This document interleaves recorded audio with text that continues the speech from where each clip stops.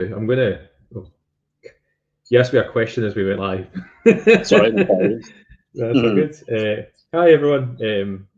This is not quite a Brugger podcast episode. It's just we just thought we would say hi and welcome everybody back because we've been pretty much all my fault. We've been away from the world for 6 months, and Stu said that it would probably be a good idea to put a public post up saying why we weren't there and where we were going, and I forgot to do it until it was like a month later, and I was like, oh shit, well, no one's asking. No one's Yeah, asking. yeah. A few folk asked, but they just messaged me privately, so it made sense just to leave it. But yeah, we've been away for about I think it's just under 6 months, just over 6 months.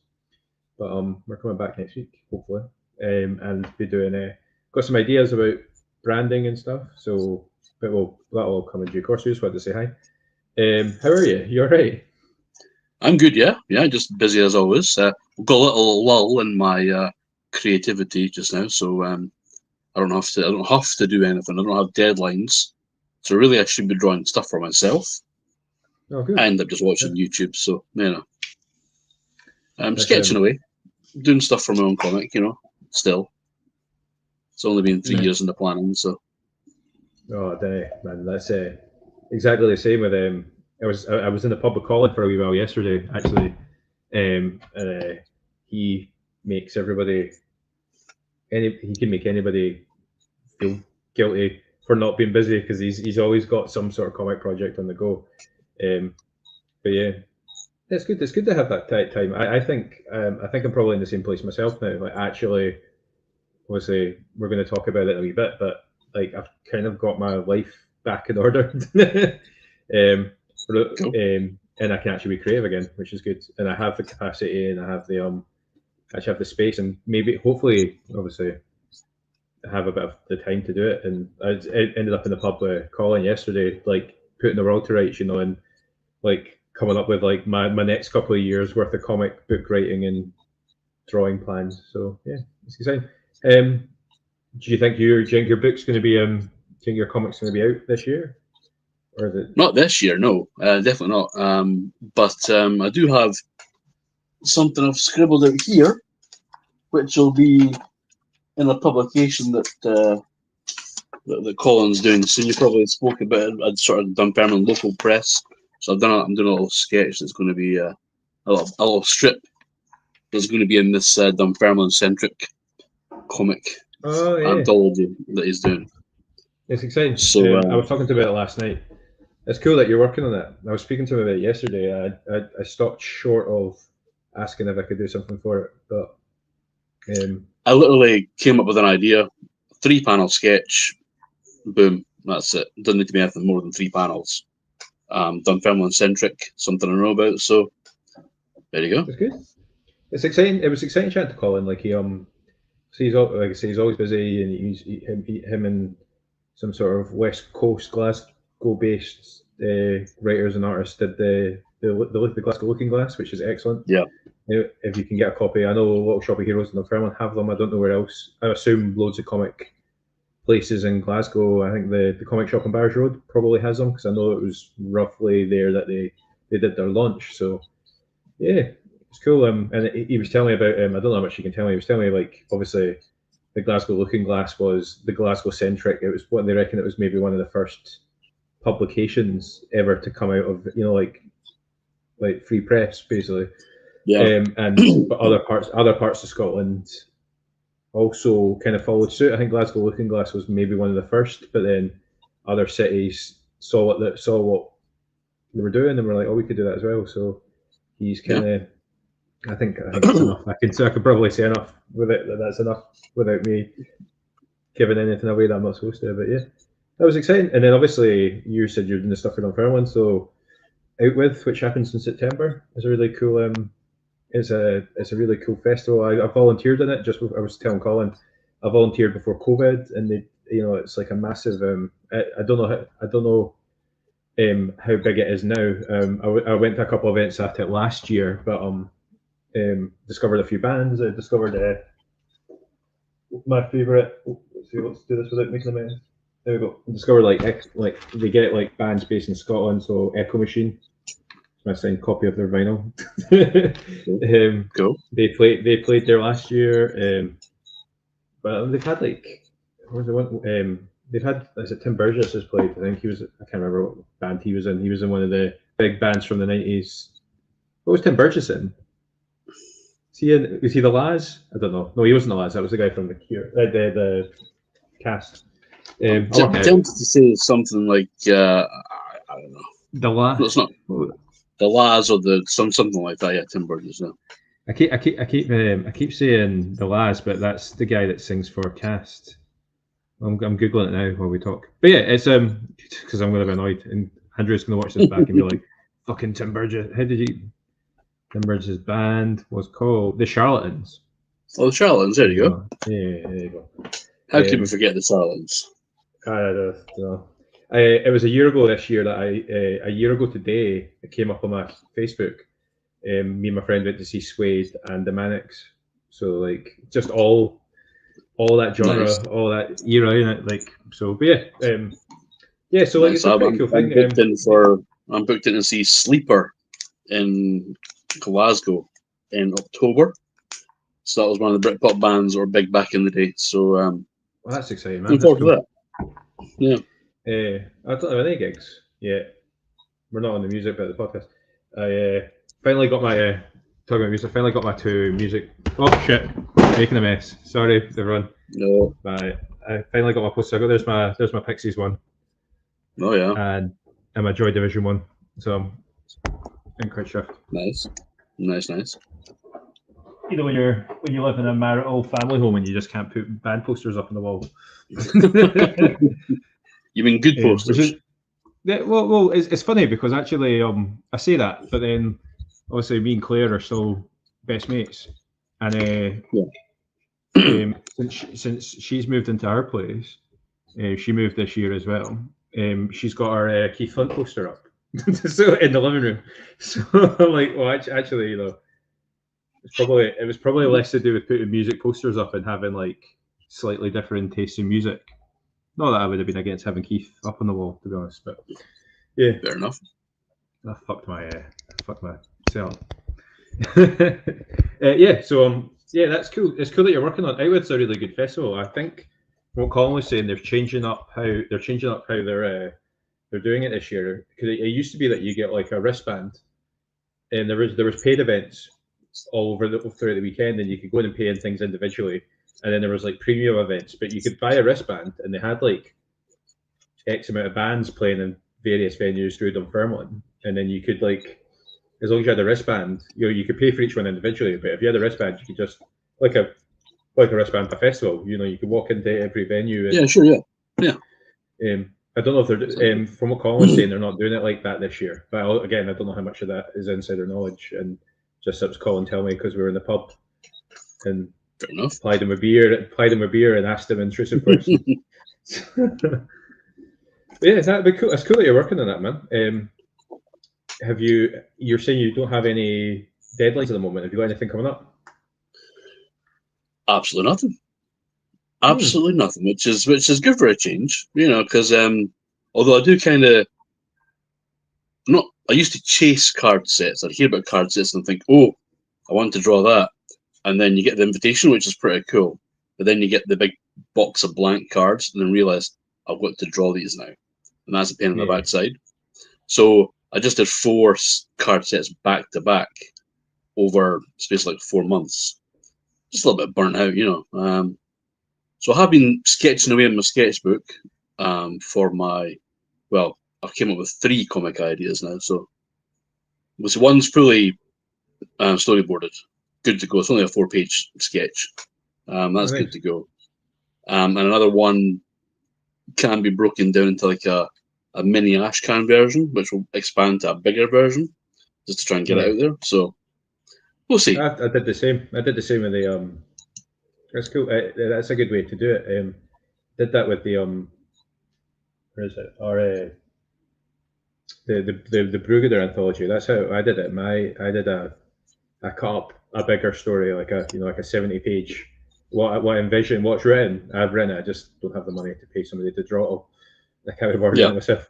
A 70-page graphic novel But I took 4 of the pages out of it, or I think 6 pages. Sorry, I took 6 pages out and then fired it in the anthology.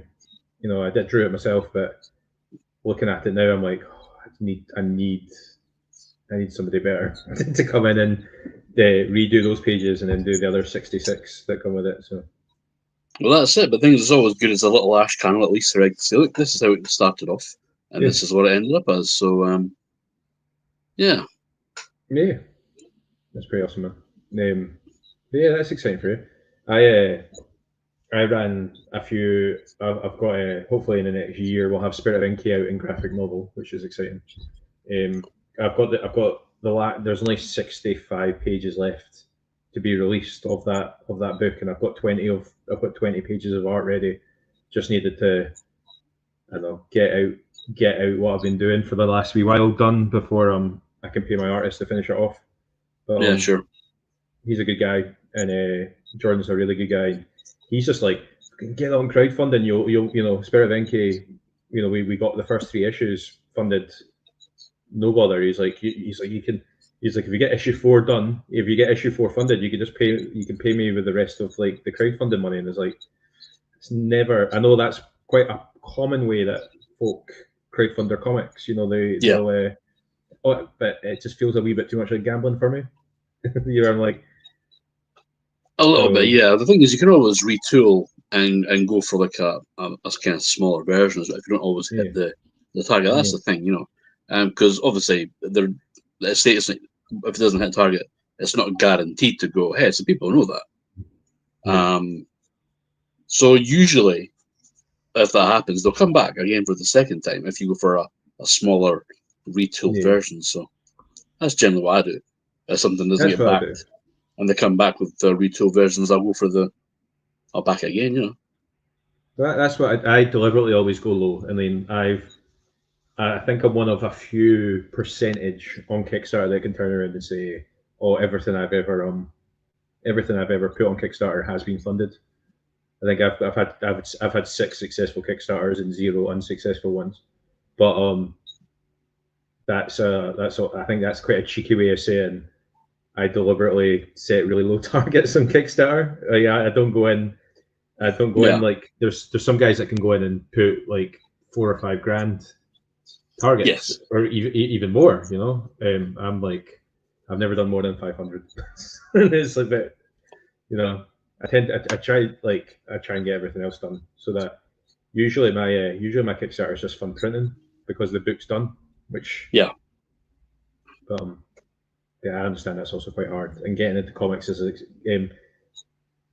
creating comics can be hard enough without having, you know, and then, you know, even having the book put together is really difficult without, like, I know lots of creators that have had the book finished and then they're like, shit, like, what do I do now? Because I don't have the money to get out there, you know, and that can be quite expensive, you know, printing a comic. I don't know, I've not done it in 2 years now, to be fair, or a year and a half, but it's like, I don't know, you're printing a book, the cost of printing depends obviously on how many you get printed, but I reckon it's usually 1 copy costs to print half what you're going to sell it for ish. I think roughly that's what it came to. And also it depends what type of paper you're using, if you use Staples or Square Bin. There's all those kind of things. Look at what size the paper is it color, is it black and white, are you having spot varnish? So there's all those factors that factor in. But if you do a small enough run, and the good thing about the local printers is the stuff's there with you in the next couple of days. You know, it doesn't take long to run off. Once they've got the files, that's it. Boom, they're done. You can always restock within a week. You know, and it's not like we have a shop that we go and sell stuff in. And we have like maybe conventions that we go to or stuff that we post out. So we don't need to have a huge amount of stock. You know. Yeah, totally. Often it's better not to have loads of stock. I don't know if you've done conventions with Colin, and considering Colin's got so much to, you know, he's so many books out there. He shows up with not much more than like a laptop bag. He's got like his like army kind of themed knapsack that he has everything in there. I mean, he shows up with maybe like 10 copies of each of his books. and you're like, oh, actually, that's ideal. Well, So that's all you need. Otherwise, it's just overload. You know, there's too much choice then at a certain point. I've yeah, noticed there's whenever I've had sketch cards, usually if I go to a convention, I'll have at least minimum 100 different sketch cards, and you'll see people going through the folder and they go back, oh, what one will I have, what one will I have, and they keep going back, and you're there for ages. So sometimes, just the bare minimum is good. it's something that we talk about quite a lot, obviously on the show, and it's something I think quite interesting because you do get like I'm thinking guys like Blue Fox and the 77 team and that, they have massive tables with like loads of books. But then you also have like, I don't know, I think what's his name, Simon, that does Cage Rats and stuff. He Yes. really like only had he'll. I haven't seen his table recently, but I remember when I first saw him at a convention, he I thought his table was really cool because he had the one book and it was really his table was really uncluttered, and it didn't look like, I think he obviously like, I think a lot of like budding creators get a wee bit worried that when they if they've got a book, like their table will look empty. But Yeah. actually, I think it's about being clever with your space as well. Because actually, if you've got 20 copies of the same book, your table can look quite full quite easily by just like Exactly. Yeah. yeah, But yeah, no, you're right about Simon. His table was always interesting to have his little tablet set up in the middle and his copies sitting in his banner and stuff. So it looks busy, but really it's just maybe a couple issues of one or two books. each comic. So yeah, it's Yeah. all about your space. There's a psychology Yeah. thing there as well. I think like almost like I think as well. Johnny Cannon that does the United, he he released it to United as like single issues, but then he put them all together as like a graphic novel. And then I was at a convention a year or two ago where he just had the graphic novel. He was like, just put the graphic novel out and he had it bang in the center of his table with like on a nice plinth, and it just looked cool. And he was like, I've got, he's like, in theory he has thousands of, the graphic novel is like a compendium of about 5 or 6 issues of single issues of his comic. But he was like, yeah, he was like, well, I have 6 comics, but they're all in that one book, so bang, yeah, take it. Yeah. Well, the thing about when you go to convention and you see sort of maybe comic writers. I mean, I remember seeing Alan Grant at a convention one time, and his table was empty just for a couple of pence because obviously people are bringing stuff for him to sign rather than him selling stuff. So he's obviously been paid to be there. So he's just signing stuff. So that's pretty cool. Essentially, Alan Grant's a really good example. David Lloyd I got David Lloyd to sign my V for Vendetta, and he was exactly the same. Like, people are going to bring their copy. Mine's is a beaten up butcher copy that I picked up in an Oxfam, the Oxfam place in Edinburgh. But to me it's priceless because it's got a. Yeah, definitely. Yeah. I just need to find Alan Moore. Good luck there. I don't think he does conventions, does he? No, not at all. Not at all. I think he does it. He doesn't think he does anything, does he? Other than complain about folk butchering his work. But yeah, that's cool. It's cool that I'm hoping it gets back into the conventions and that this year as well. I was talking to Colin about it. We're obviously the last couple of years. I missed it last year, unfortunately, but the last 3 years the guys have been going down to Thought Bubble. But me and Colin were talking about how at least for definitely tabling, Thought Bubble has lost its shine. And actually, the last time I was at Thought Bubble, I was speaking to, and I suppose that's always the worry about doing tables. Which is why I always jump at the chance to do one for free. When like Acme or that get in touch and they're like, "Do you guys want tables?" Like, yeah, because I think the last time I was at Thought Bubble, I had it and it was like whatever it cost me and David to share a table was really expensive. And actually, if I hadn't paid that money and just gone as a punter, I would actually have money to spend, which I didn't have because. So actually, having to stay at a table and try and capture cost meant that I couldn't go around and see my. So I was like, it's fine. You're at the table, you network and you sell, and actually all you're doing is the hard sell, and often you're in a room full of some of the best at least at Thought Bubble, you're in a room with some of the best, like generally some of the best comic creators in the world.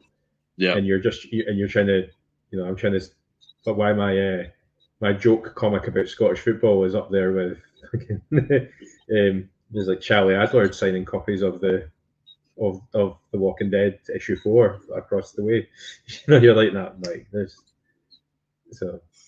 Nah, people are always interested in something new, so you never know. That's one of those. But yeah, I mean, I pretty much the same at conventions. I generally only do kind of local ones because it's a pain in the backside to cart stuff about. Big banners and bags and stuff. And I usually do sketching there because a lot of stuff I'll do are one-offs. I do have my prints and stuff, but what I'll do is if somebody wants something, I can say, well, come back in an hour and I'll draw it for you, and there you go. So I'll usually have a big bag of pens as well. So it's a bit of a pain. So obviously Dunfermline Comic Con was perfect. It was just along the road. Kirkcaldy, it's not so much a Comic Con per se, it's kind of like a big massive toy fair. Yeah. So yeah, it's a weird one. It's like where do you fall into that slot? Because we've mentioned about Comic Cons in the past. They're not Comic Cons anymore. They're Comic Cons in name only. Yeah. Me and Colin were talking about that yesterday. It's just because, like, I think if you're an organizer, particularly an organizer of a big event, like comics only get you so far. You know what I mean? Like some of the smaller Comic Cons, even like the one that we put on a couple of years ago in Dunfermline, and the one that Colin did last year, you're effectively you're a portion of different conventions I've done with Colin and like Livingston and stuff like that. You're a portion of the comics village, or what would be called like the artists village or whatever. Artist Alley, Artist Alley. That's basically what you are. Which is fine.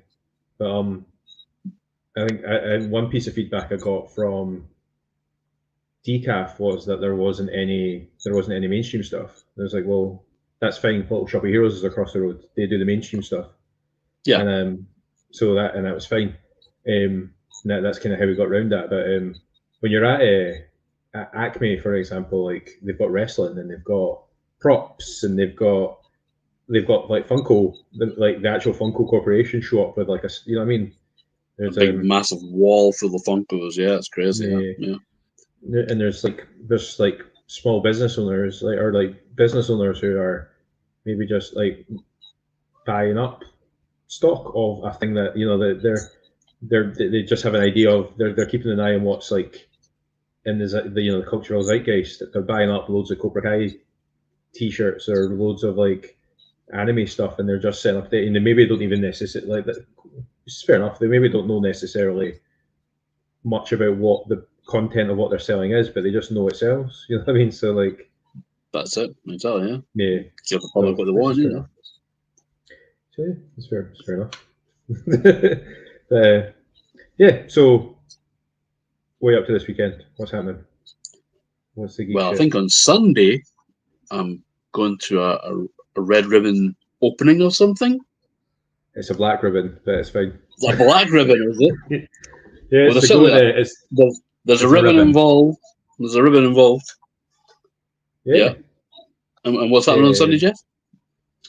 So yeah, I quit teaching last year after a couple of years of like putting things together. I actually went and like one of the main reasons we stopped doing the podcast is because I went to learn the coffee business. So I got myself situated at I got myself a job at the Edinburgh Airport Starbucks just to learn how you can make coffee and stuff, and learn the business because I have a van. I bought a coffee van and I've been doing it up, and it's been like, I don't know, 2 years since I've been sitting in the commercial telling Andrew and Colin about it and Tom and just boring them senseless about pie in the sky shitey ideas. But yeah, I've stuck with it. I tried to stick with it, and this Sunday we finally get to launch. So the Beverage Park in Kirkcaldy, my coffee company, which is called Wake Up Coffee, which is my attempt at trying to do.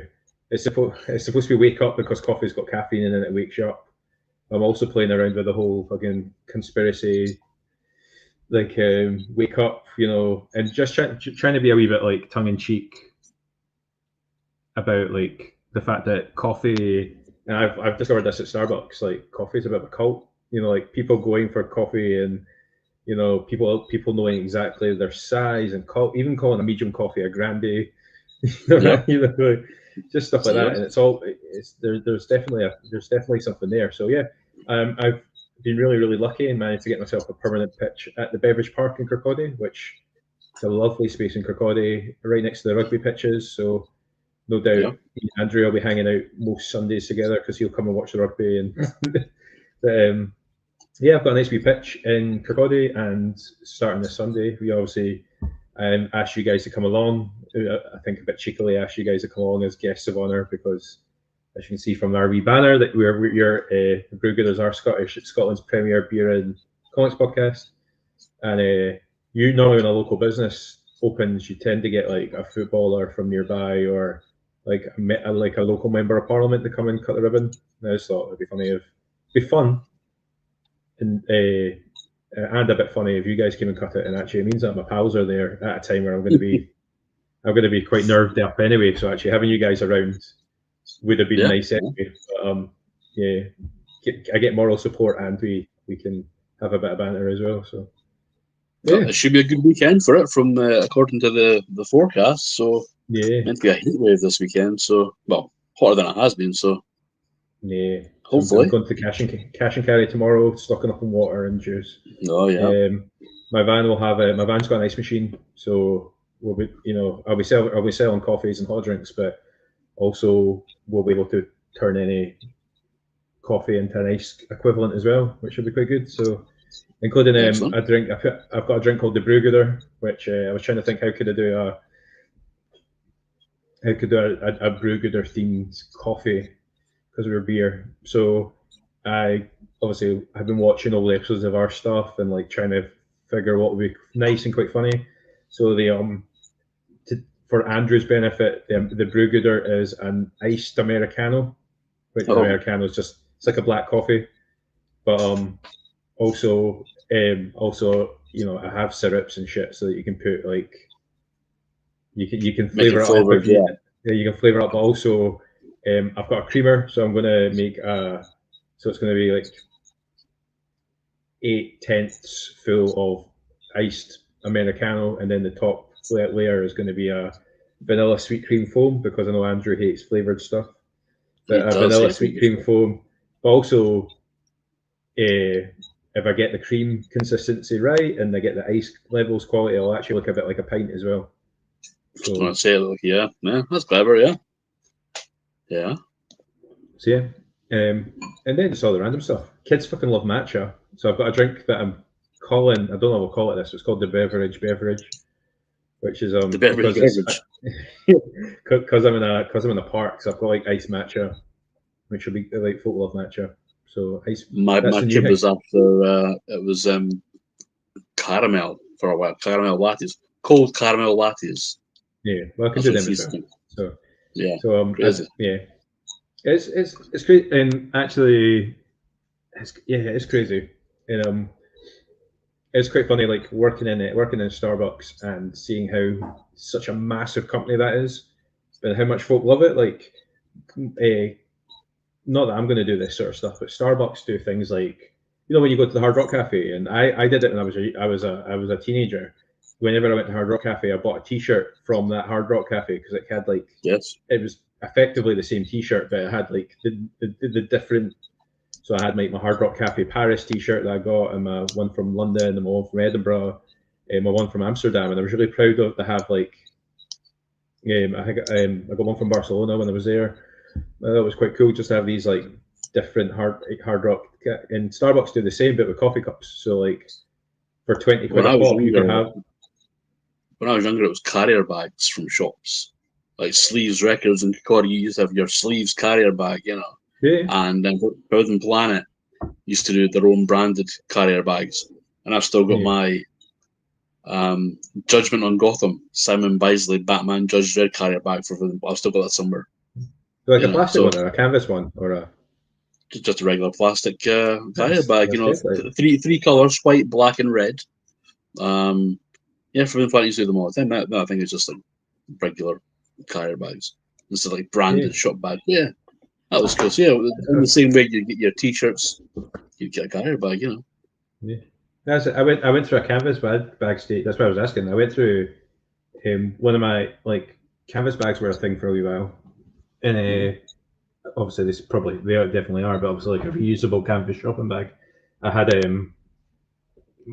a signed Tim Minchin one, which I was really proud of, and I don't know where it's gone. Been lost in a lost a couple of house moves ago, but I had a signed Tim Minchin one, and obviously he had a song called Canvas Bags, so it's like I was quite chuffed to have a Tim Minchin canvas bag signed from his gig at the Alhambra. Cool. So, but yeah, no, that's cool. I do mean I've got merch, but I'm not. I don't think I'm there yet. Using various websites that get branded aprons and stuff for me, and my oldest Sean's going to come and help me from day to day as well. And cool, that's good. Obviously, whenever I buy him anything, my youngest wants it as well. So, Sonny I was out in Locker Meadows with Sonny the other week. He's running around in a Wake Up Coffee t-shirt, which was really smart. It's like, so I don't know. It depends. I had my hoodie on, and I had the hoodie on when I was hanging out with a mate recently, and she was like, "Are you selling them?" And I was like, "No, I could though. That's it's maybe something to think about." Well, that's it. Start small. T-shirts, maybe coasters, key rings. Yeah. A little freebie to give away with your coffees, and then should people want them, there's always the Patreon route. I'm considering if you're like, yeah, it's definitely in there. I haven't got my opening hours yet properly sorted because I'm going to do like a month and see where my busy periods and that are. But I have considered like going down the Patreon route. If you're a Patreon, you can get, I don't know if I'll put free comics and other loads of shit on there as well. You can get, if you're paying X amount a month, and you get your Patreon badge. As long as you show your badge when you've got your cup, you can have it for free or something if you pay X amount a month or something. I know Chink who does that. Club Pret do that, don't they? I was like Pret do a thing where you pay X amount a month and you can get your reusable cup filled or something for free. So, that's pretty cool. That's pretty cool. We don't have a Pret anywhere where I live, so I've never used it. But I know folk that got friends in Edinburgh that are part of Club Pret, and yeah, you get like a free coffee a day. Which if you're like doing a cute daily commute, you just fire into Pret on your way to work. That's it. Yeah. And cool. you're in Beveridge Park. You'll be quite close to the railway station as well, and Beveridge Park. That high schools and the Beveridge. I went there. I went there last week just to check it out because I had I signed my contract and they gave me a copy of the map where my pitch would be. So I drove out there to just check out. It was like the Tuesday before the summer holiday started. So like a Tuesday, which I don't think is. It wasn't mobbed, but it was like a nice day, and there was like loads of dog walkers and mums and dads and parents and whoever else at the park, and it was just like actually, and it's a nice wee spot. My picture's right next to the car park, so. Oh, that's good then. Yeah, so it's exciting. But yeah, buzzing. It's been a couple years in the making. I've had the van for over a year now, and I promised the guy I bought it off of because when he started crying when I bought it off him, because he now has like 4 different vans in different locations outside of London. But he started off with the van that I bought off him, and he was like, "Yeah, he's like, this is where I started," and he was like making quite a big thing about it, being like, "I'm only giving it to you because I believe that you can go off it. I want to believe that you're going to go off and start something like I did." And I'm like, "Yeah, man, totally." No, hey, that's all it takes. Give me the keys and let me. Yeah, he handed me the keys like begrudgingly, quite crying, and he was just like I want you to start something. And I was like, yeah, I also want to drive back to Dunfermline tonight. So can you give me the keys, please? Exciting stuff. So yeah, if you're about, I think I said to you guys about 10 o'clock. I'll be open from 8. I'll be open from about 8, but I'll be there all day. But it'd be nice if you want to come and say hi to me and the guys. the Brewgooders, we're going to cut the ribbon from 10, so that'll be good fun. Yeah. We'll talk comics. Coffee. We'll talk coffee. Yeah. Just talk. It'll be nice. Nice. Hopefully, maybe even go live at one point. Who knows? Oh, that would be great. That'd be great fun. Good tunes. I was boring John to death just before we went to air about the fact that I paid a premium amount of money to allow the van to play music. So apparently, like, I didn't even realize that, but every shop in the town that plays music, every shop in any high street in the town should be paying like a performance license, because it's how Taylor Swift makes her pennies. My wife has one. Yep, she runs a fitness studio and she pays for music for the fitness studio. Yeah, so yeah. So yeah, absolutely. So yeah, but I was quite excited. Want to create a bit of a vibe, and I'm in a nice part of the park where I can play music without really. I don't really have any neighbours, which is. So maybe the bowling club is probably as close to neighbours as I can get. So the bowling club, a couple of tennis courts, and the toilets. There you go. Is it? I went. I said my only annoyance. I love my wee pitch, but my only annoyance is there's a hedge blocking my view of the rugby stadium. I thought you were going to say it's blocking your view of the toilets. I was going to say that's dodgy. No. Okay. There is a hedge block. There's a hedge block in the toilets as well. That's good. But there's a hedge block in the rugby fields, so I wouldn't be able to sit chill and watch rugby unless like I abandoned the show. So. Abandon the pitch and go watch rugby. But yeah, it's exciting times. Yeah, please come down on Sunday if you're about, and then if you can't make Sunday, I'll be there pretty much every day after that. So, or someone will be. So good. It's exciting times. Yes, and good. Also, like, I'm buzzing. I've decided to take tomorrow and Saturday off, so I'm going to go see Superman tomorrow with Sonny, which I'm really excited about. I'm booked in for Superman tomorrow. I've taken a day off work. I'm booked in for 10 o'clock. IMAX. 10 o'clock a.m. IMAX. I've not booked yet. I've not booked yet, but I think I'm going to go for about 11:30. And I moved out to Logelly, so we can get to the Glenrothes cinema in like 15 minutes. So all right, the Kino, yeah, cool. Yeah. I really like the Kino. I haven't been for ages, but yeah, I like it. Yeah, it's good. I went last week. We saw me and Sonny went to see the new Jurassic Park, which I really. When me and Stu were, I think I don't know. I had my tongue in my cheek when Stu was like, it's easily like in the top 3 Jurassic Park movies, and I was like, I personally only think there's 3 semi-decent Jurassic Park movies. That's because everyone's a Jurassic World. That's why. Yeah. The first Jurassic Park is a classic. And I really like Jurassic World, and I'm quite fond of The Lost World, because I saw it, but only because I saw it really, like, I was about 12 and I saw it really late at the Kino in Glenrothes, when it wasn't the Kino, when it was like whatever it was before it was the Kino, before it shut and became a bingo hall for like a couple of decades. I saw it there, so like I've got a nice memory of seeing Lost World. But I genuinely, Jurassic Park Rebirth was quite decent. Or Jurassic World Rebirth I thought it was quite decent. Have you seen it yet? No.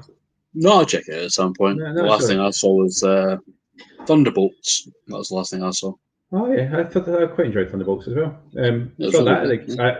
I was going to say I saw that at the Kino, but I just go to the Kino. I think that's my cinema of choice.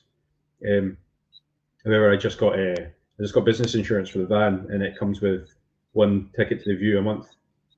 So I'm like, I might have to start. I don't know where my closest View is. Edinburgh, probably. Edinburgh View, Omni Centre. Literally a hop and a skip or a jump from the train station. Yeah. Well, yeah, that's a good shout. Yeah. But yeah, I love the Kino. We're quite excited. Me and I was sitting with Sonny and we were looking at all the films that are coming out and being like, oh, actually, I saw it. Actually, I don't know if you've been to all 3 screens at the Kino. They've got like 3 screens. They've got 2 screens that are relatively. I've been in 1 and then I've been in 3, which is a bit odd. It's an odd setup. Last time I was in there. Me and Sonny went to see the Karate Kid movie, the new Karate Kid Legends, and we saw that in Screen 3, and it was just me and him. And it's quite a small screen anyway, but it was just me and Sonny. So on the back row, like the Kino is one of these cinemas that they do have the old school. They have the old school cinema seats, but they also have couches. And but cinema Screen 3, the couches in the back row recline. So me and Sonny were like properly like reclined out, just the two of us watching. I really enjoyed that movie as well. If you've not seen Karate Kid Legends, you should go and check it out. It was good fun. It's on my list. It's always something on my list to go and see, and then I end up doing something else random. And it's always weird. But no, I'm definitely making time for Superman and Fantastic Four. Fantastic Four. I'm making time for. Yeah, I'm trying to make time. I've not yet made time for it, but I want to see 28 years later. I want to see as well, but going to the cinema for me is a bit of a family experience, and nobody in my family is either interested or old enough to go and see 28 years later. That's it. Well, I went to the King's Theatre about a month and a half ago to watch Dick Dynamite again on the big screen, on the semi-big screen. So yeah, it was interesting. The King's Theatre. It's the first time I've been. Well, you used to work there, didn't you? No, did you know what you used to work in? No, the cinema part of it is still closed, but the King's Theatre, when the show films, is down on the prom where the YWCA used to be. Oh yeah. So it gets used as a nightclub to do pantomimes in there. So it's not a cinema. You're basically sitting on dining table chairs and stuff like that. It's weird. Well, and if you get an experience. If you can take them out, you can have a dance. So I got there early enough, so I plopped myself right in the front, right in the corner, so I wouldn't be blocking anyone's view because I'm thoughtful like that. So I'm quite not tall, but I'm big enough to block somebody's view sitting behind me. So I made sure I was in the corner, not going to block anyone's view, but no one's going to block my view as well. It was all right for £3, I think it was. It was good fun. Good fun. Dick Dynamite. And actually, my Blu-ray copy had arrived that day as well before I went down. So I got it signed by. That's over there somewhere. I got it signed by Beans, Mr. Beans Goldblum, and it's first time you'd seen the Blu-ray copy, and a couple of the cast were there as well. So I got them to sign it too. I was like, that's pretty cool. That's cool. And it's a good fun film. Dick Dynamite. Yeah. Made on a budget. It is what it is, and it's good fun. You can watch it on Amazon Prime now. You can rent it. Yeah, that's cool as anything. I didn't even realize I've been so out of the world that like I actually could have come with you to that event, and it was just one of those things that I just slept on. Like, just haven't engaged with the world really that well for the last like half a year, and just like things passed me by. I had tickets to see a band that I spent 40 quid on 2 tickets, and the tickets came with like a copy of the album. That it was basically like I can't remember. There's a record shop in Edinburgh that's got they're a chain, like a really small chain. I can't even remember their names, but they've got I can tell you what they're called. They're called Akai Records because I've got a record that but they put on an event, and there was a band playing that support. I saw them. They're called Confidence Man. I saw them support a New Order, and I saw them a couple of years ago. So I got tickets to go and see them, and I didn't even. It wasn't until I was having a drink with Tom, and he was like, "Oh yeah, thinking, I had like, you know who Confidence Man aren't you?" And I was like, "Oh yeah, I've got tickets to go and see them." He was like, "It was like last week, man." It's like I totally just like spaced, yeah. So yeah. And I still haven't quite got with it. And I saw when you mentioned that you'd gone to see Dick Dynamite in Kirkcaldy, I was like, oh fuck, I could have gone. I didn't even thought about that. And Quib wasn't. We've got the I live in Lagelly now. Like originally, when I bought the flat, they told me it was in Longfinnans. But once I've moved in and got comfortable, I was like, this isn't Longfinnans. This is very much Lagelly, which is fine. It's okay. But we've got the theatre in Lagelly. The Lagelly Centre's got its own theatre. And they do gigs, like they do themed nights. I think the Steamy's there tomorrow night. You know the play. Yeah. But over the summer they've got they're doing movies over the summer, and they did like Minecraft, and they're doing Snow White.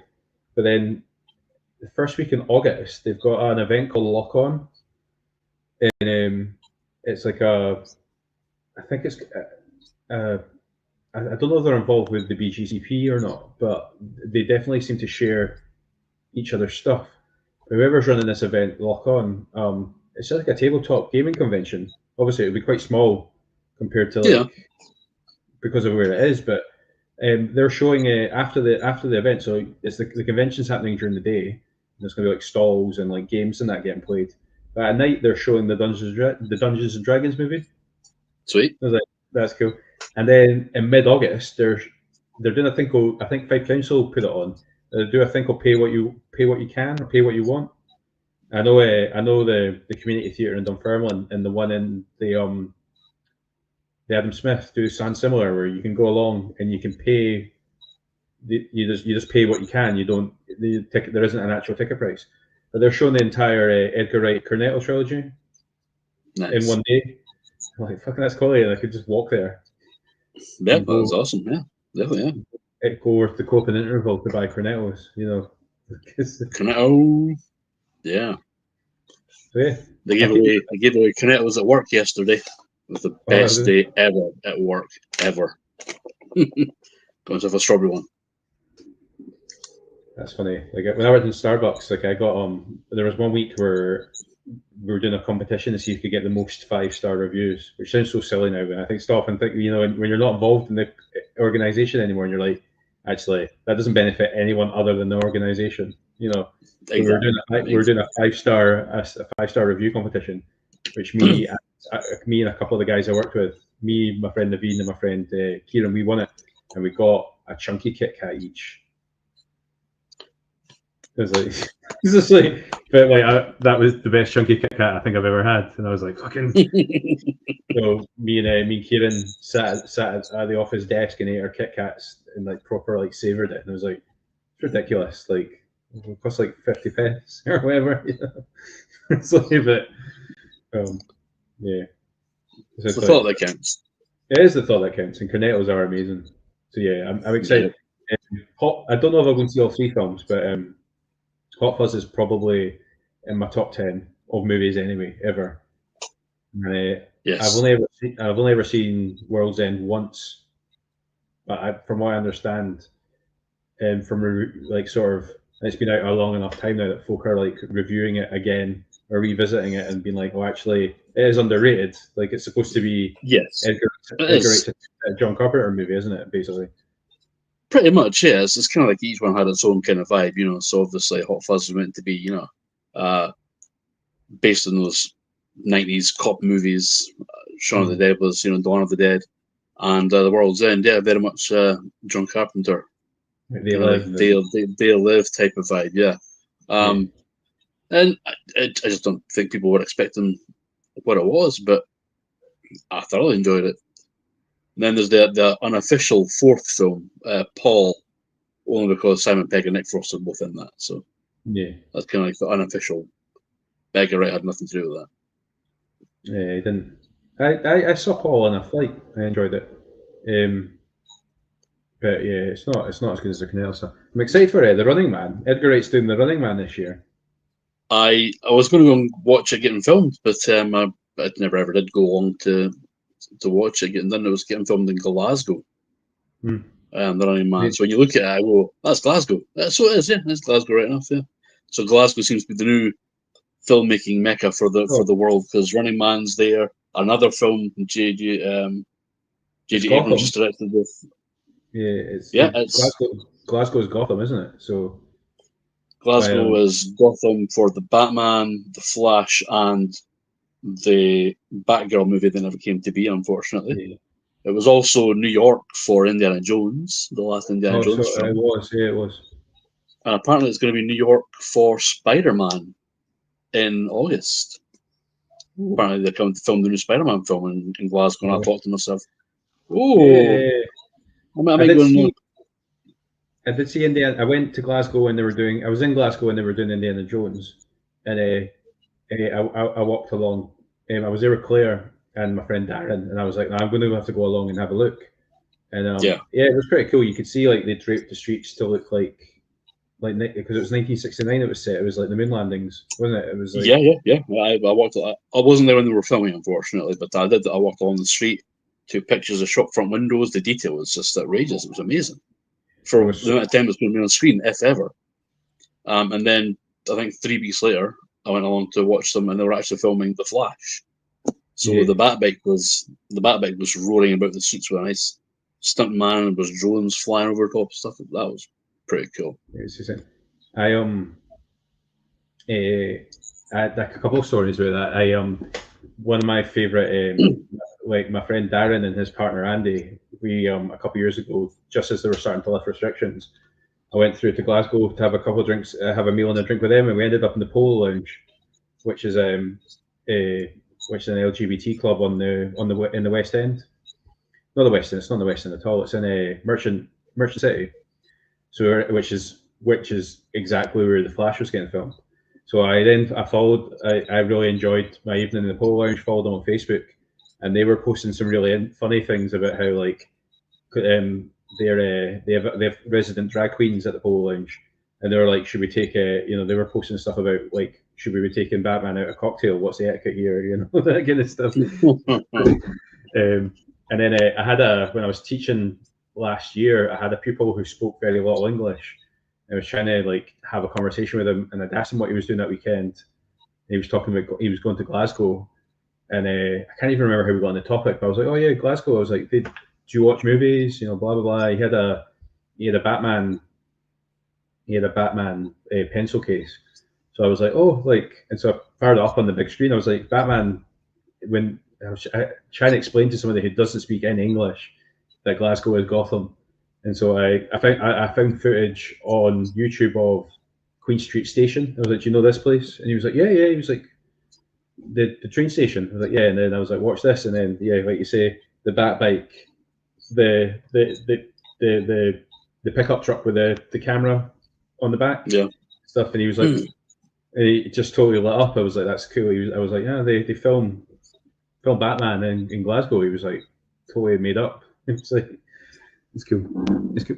It's pretty cool when you see like, I remember there's one scene in the Flash movie in particular where the Batpod's shooting down a street, and it clearly is that street that's got there's a street that's got the Polo Lounge in Merchant City, and is it George Square? It's called. Is that George Square? Is that the name of this? It was filmed in and around George Square. Yeah. Because obviously you've got the train station there in George Square, and then some of the wee side streets. Yeah, it's blatantly. I'm like, oh, there's Greg's. That's where Greg should be. I was in that Tim Hortons last week. Totally weird, but yeah, that's cool. I didn't realize there was filming Spider-Man there. Definitely need to get along. Yeah, I saw that in the paper. Yeah, so I looked at the filming dates, and I'm like, well, I'm guaranteed to be off at least one of those days, so might fire along and just see. I don't need to see him filmed. I just like to see the street dressing and stuff. It's usually pretty cool, Yeah, definitely. I'm up for that, man. Movie magic, Exactly. But man, you only offered me half an hour of your time, and I'm very much. Yeah, it's okay. It's all good. Stu couldn't make it tonight. What did he say he was doing tonight? He's at the cinema. He is at the cinema. I can't remember. He's basically 20 days, 20 weeks, years. The third one, yeah. Yeah, he's come out with the 6 o'clock show. That's in home. I hope it's good, Stu. I love it. I'm trying to get my oldest to sit down and watch 20 Days Later with me. I'm like it's great. I'm not as big on the second one. It's still good. The second one annoys me just so much. I know it's a movie and it's a scripted movie, but some of the things the characters do in it is like, no. That is the major complaint, isn't it? I think a lot of the we've talked about this. I'm having a bit of deja vu. We've talked about this in the show. I get really annoyed in a movie when the hero, in inverted commas, is the cause of the crisis they're trying to solve. Yes. It's a plot device that really irritates me. So like the most recent Spider-Man movie, for example, the problem caused, and ultimately I think that Spider-Man movie saves its skin by like the fact that he's able to like cure all the baddies and actually. I get really annoyed when the hero of the piece is trying to solve his own problem rather Yes. rather than there being an antagonist creating that issue for him. It's been the issue is basically them cleaning up their own mess. That annoys me really badly. I'm trying to think of examples of movies where that happens. 28 Weeks Later is like a key example. The 28 Weeks Later, yeah, what Robert Carlyle's character does and what his kids do just makes no sense. It's just like, and then it leads to the downfall of the world. Like, that's really annoying. Yeah, it's quite annoying. That bugs me. It's like, really? Couldn't have came up with a better story than that, but like, I'm trying to think of other examples. There's just movies where the hero creates their own crisis annoys me.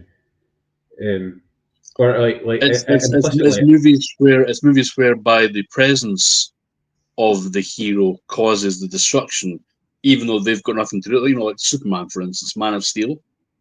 Yeah. Metropolis is almost destroyed because they're looking for Superman.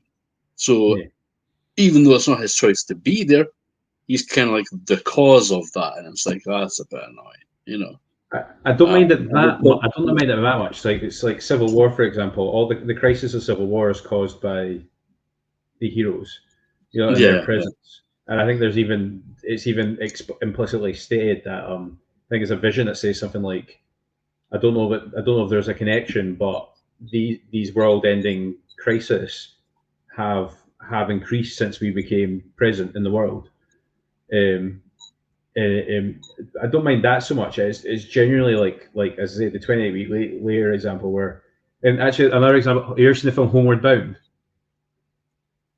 But the dogs. Yeah, it happens in that film. That's just an example. The dogs not understanding the situation they're in creates a crisis that they have to resolve. It's not like they got lost in transit or something like that. Or it's they don't understand that their owners are coming back, so they go off to find their owners. So like they create the crisis that they then find themselves in, rather than it being an outside issue. I'm a massive hypocrite. Like, I'm going to have to hold my hands up there because actually one of my favorite comics of all time, where I've got a copy of it on display somewhere, it's fucking Flashpoint. Oh yeah. There's my Flashpoint comic. Sean, my son bought me it for my birthday because that's the cover where there's the cover of Barry's trying to get his powers back because he creates a crisis. He creates an issue that which like means he doesn't have his powers, and the Flashpoint paradox. The whole point of that is it's a world-ending issue caused by Barry being selfish.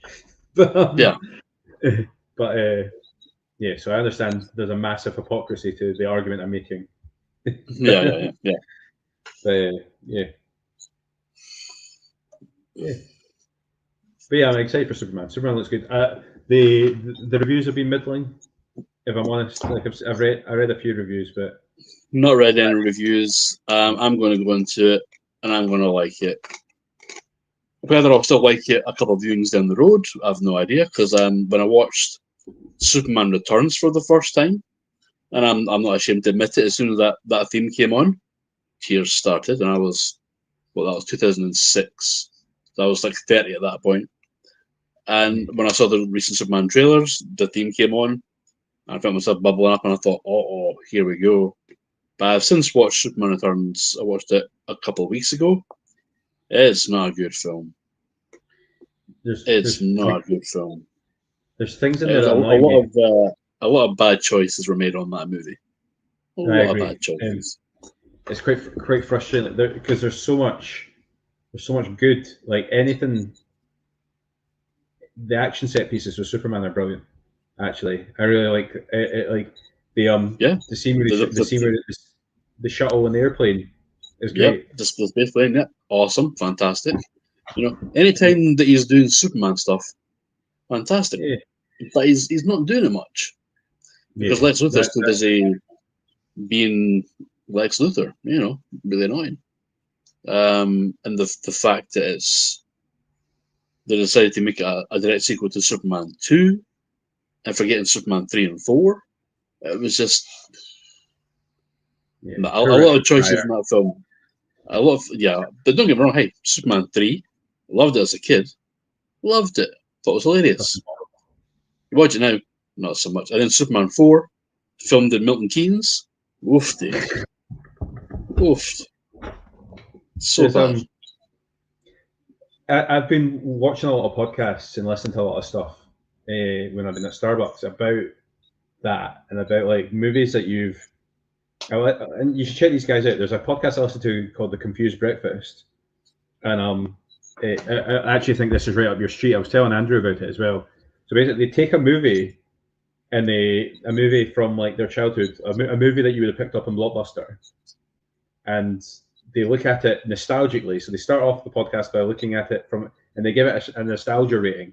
So they'll do the Mighty Ducks, for example, and like they now have enough. They've done enough reviews on their podcast that on their website they have like all the ratings, and you can, one of their listeners has like created algorithms for them so that you can like compare movies against other movies, and they have like, so like when they look at like nostalgically the top movie of the 200 they've reviewed is like the Mighty Ducks, but then they're like, and then they look at it critically, and then they give it a second review at the end.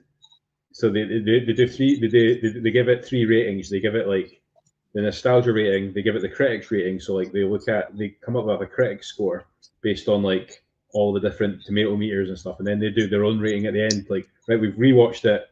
How yes, we all loved Gone in 60 Seconds when we were 12, and Angelina Jolie was the hottest woman on earth. Is the hottest woman.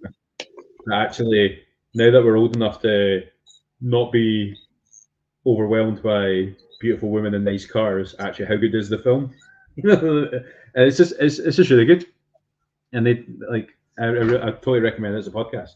But they often talk a lot about like certain movies that you saw the sequel before you saw the original, and like, I saw Superman 4 so many times when I was younger, and I really enjoyed it because I wasn't old. It was my access to Superman was that, and then the Adventures of Lois and Clark. That was my Superman until I got a bit older and I was able to get access to the other movies. But also when we were younger, if it wasn't on the telly and your parents weren't cool enough to hire it at the video shop for you, you didn't have access to it.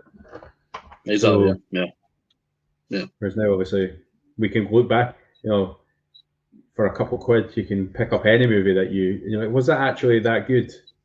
But yeah, certainly when I was younger, films like Superman 4, Aliens, I saw Predator 2. And it was just because these were the films that were sitting around the house. RoboCop 3, these are movies that like for whatever reason were around the house. So I saw these movies before, either often before or more than the far superior originals that they were part of. Yeah. So I've seen Superman 4 more times than Superman 1. That's horrendous. Nuclear Man and Dewey from Yep. 2.5 Men. 2.5 Men. John Cryer. He was Lex Luthor in Supergirl though. He was, yeah. He was. Yeah, like it's one of those pieces of casting. I'm like, I get the reference. I know why he's. There's a lot of that kind of casting though when you watch those shows. They get the legacy casting, as it were. Erica Durance, who plays Lois Lane, is Supergirl's mum, and then the original Supergirl is Supergirl's mum, and all that. Yeah, Supergirl's aunt, and all that kind of stuff. Yeah, the legacy casting. Yeah, the stunt casting. I love that. I like the stunt casting. It's good fun. It's a little wink to the past, It's always I'm gonna one of my plans in the next couple year or so is to start the Arrowverse from the beginning. So I think Arrow came out at a time where I was watching a lot of TV. Yes. Sean had just been born. He was only a couple years old, so I was spending quite a lot of time with a newborn watching a lot of TV. And Arrow caught my imagination. And when I look back now, I'm like, they had everybody, and because they often stuck to that. They had that villain of the week. stuff as well. Like their casting was great because it was guys from Spartacus and guys from Just trying to think. I literally just watched the final crossover, the Crisis on Infinite Earths, which crossed over and it had like all the different iterations. You know, it had the Titans in it as well. Yeah, it was weird. Yeah, because I was watching the shows, but when you fall back behind a certain point, you realize then you've still got 4 seasons of 22 episodes of Flash to watch, 4 seasons of Supergirl, until you get to the crossovers. And at a certain point, I was like, "Stuff it! I'm just going to watch the crossovers." Yeah, and you miss out a lot of backstory. But the Arrow, Arrow started off well first couple of years, and then went majorly downhill. Arrow was essentially it was a Batman show, but with Arrow instead of Batman. That's all it was. It was weird. I do think the Flash is always my favorite. First 2 seasons of Arrow, first 2 seasons of the Flash, and the first season of the Legends of Tomorrow, because that was I think that was kind of how it did. I loved all of them, and then I kind of lost it after that. I think I watched the first 4 seasons of Arrow, first 3 seasons of Flash, and the first 2 seasons of Legends, and maybe the first season of Supergirl. And then by that point, I was like, I'm fucking lost. And like you said, like it's 4 hours a week at one point, just to keep up. Well, that's it. And then they bring in Batwoman came out as well. Batwoman was like the 5th show. And then there was the failed spin-offs and the animated spin-offs, and you're like, Jesus, there's just so much of it. But then you do feel bad, because as a kid, I would have loved to have seen all that. I would have loved to have seen all my heroes on the big screen. And then you feel bad that these things exist, and I haven't watched them. Like, I haven't watched any Titans yet. I didn't watch Krypton. I still haven't watched Superman and Lois. I watched 2 episodes of that, and there's 4 seasons of that. So I'm like, I need to get watching some of this stuff, I was the same way. I watched the first season of Titans and I enjoyed it, or most of the first season of Titans. I enjoyed it, and then they had but even then they had an episode that was like the Doom Patrol introduction, and I don't know. Like I've not seen Doom Patrol, which I was annoying because I absolutely adored the Doom Patrol episode actually. Of Titans, I thought it was great, and I was like, actually, the Doom Patrol TV series was decent. And from what I understand, there's like Stargirl and there's Swamp Thing as well now. There's a Stargirl show. Swamp Thing was cancelled as soon as it went on Amazon. As soon as it went on, they announced it was cancelled. And Swamp Thing was actually really good because it was introducing all like the kind of the dark side of the DC universe. You were getting Blue Devil of all people, from the 80s. Blue Devil was in it, although technically not Blue Devil, but it was. But the Swamp Thing makeup was amazing, absolutely fantastic. And Swamp Thing was quite good. I enjoyed it. I've not watched it yet, but I remember watching the movies a lot when I was younger, but they weren't that great. But then obviously the comics, I got right into Alan Moore's run of Swamp Thing in the late 80s, and that was like that was leaning into like you say, quite dark supernatural themes, whereas obviously I remember watching the original Swamp Thing series when I was younger, and they didn't really go into that. It was more to do with the sort of the accident that caused him to be Swamp Thing and him fighting industrialists and all that sort of stuff. But they never went into it was a PG Toxic Avenger. Well, I say PG. I think they were 15s to be honest. But they were Toxic Avenger like they saw that. But the show itself, that is one of the shows I did watch, and I would recommend. It's only 10 episodes. It's never going to get continued into anything else, unfortunately. But it was enjoyable. Yeah. No, definitely. My aim in the next few while is to start revisiting this stuff, but there's so much going on as well. So Sandman season 2 just dropped on Netflix as well. Yeah, I've still not watched Bear season 4 yet. Like I watched the first couple of episodes, but that's like one of my favorite shows ever. And there's so much stuff as well. I watched the English Teacher on Disney Plus. That's good fun. And I watched a show called Deli Boys, which I quite enjoy. If anyone wants to check that out, There's too many things to watch. I've just started Gravity Falls on Disney Plus. 10 years late. I'm enjoying Gravity Falls. I'm on season 1. I'm enjoying that. Yeah. But then there's too many things to watch on TV. Too many. Which is great. It's a great problem to have. Well, third world problems. There's too much television, too much quality television to watch. Like Slow Horses and all that kind of stuff. Season 5 coming soon. Awesome. Yeah, awesome. Well, we call it there because I know I stole like so much of your time there. Yeah. I was wanting to do a bit of stuff. I think I've still got enough time. I'm going to finish off a sketch card tonight, so it's still.